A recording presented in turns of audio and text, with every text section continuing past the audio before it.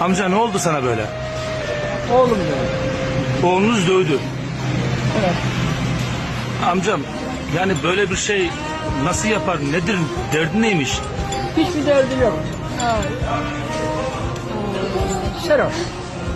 Sarhoşken Evet. geldi. Geldi saat 12 veya 1 arası dedim. Yanımız dövdü. Siz davacısınız. Davacı oldunuz. Oğlum da olsa davacı. Bir daha yüzünü görmek istemiyor. Rəbbin yalnız ona ibadət etməyi və ata-ana ilə yaxşı davranmağı buyurmuşdur.